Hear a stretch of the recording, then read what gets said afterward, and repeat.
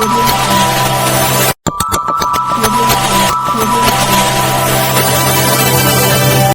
दोस्तों, मैं राजेश सिन्हा और आप देख रहे हैं न्यूज़ लहर पटना। दोस्तों, महापर्व छठ पर अब ज़्यादातर लोग जिनके घर पर छठ होता है वे लोग गंगा घाटों पर जाने से कतराने लगे हैं, जिसका कारण गंगा घाटों का विद्रूपीकरण यानी गंगा घाटों का बिगड़ता स्वरूप।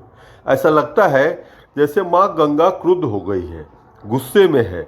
बढ़ते शहरीकरण में इमारत निर्माण के लिए सबसे आवश्यक है ईंट, और इस ईंट के लिए आवश्यक मिट्टी की पूर्ति गंगा घाट के किनारे और उसके आसपास के क्षेत्र की मिट्टी ही पटना जिला में एकमात्र विकल्प माना गया है। और गंगा किनारे की मिट्टी निरंतर काटे जाने से पवित्र गंगा नदी का स्वरूप दिन व दिन बिगड़ता जा रहा है और गंगा नदी का जलस्तर बरसात तक भले ही अपना रौद्र रूप दिखलाए, लेकिन सामान्य दिनों में गंगा नदी का जलस्तर बहुत नीचे चला जाता है, जबकि 15-20 वर्ष पहले ये स्थिति नहीं थी। ज़्यादातर लोग गांव हो या शहर छठ पर्व के लिए गंगा घाटों पर जाते थे।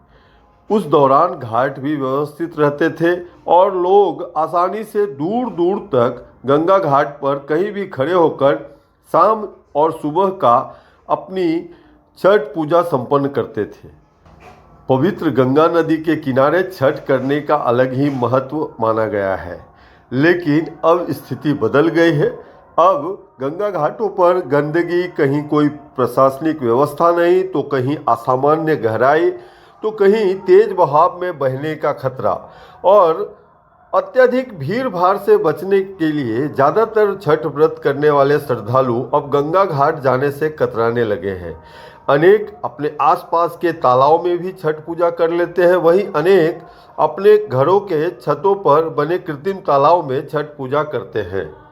हालांकि प्रशासनिक स्तर पर छठ पूजा के लिए छठ घाटों को बनाने के लिए करोड़ों रुपए खर्च होते हैं, लेकिन राज्य में नदियों का दोहन यानी नदियों से बालू निकालना, तो कहीं नदी के आसपास से या फिर नदियों से ही अवैध मिट्टी कटाई जैसे अवैध कार्यों पर कोई कार्रवाई या नियंत्रण प्रशासन का नहीं है। यह बिहार के लिए दुर्भाग्यपूर्ण है और इन्हीं कारणों से नदियों का स्वरूप बिगड़ रहा है। दोस्तों, आज इस वीडियो में इतना ही।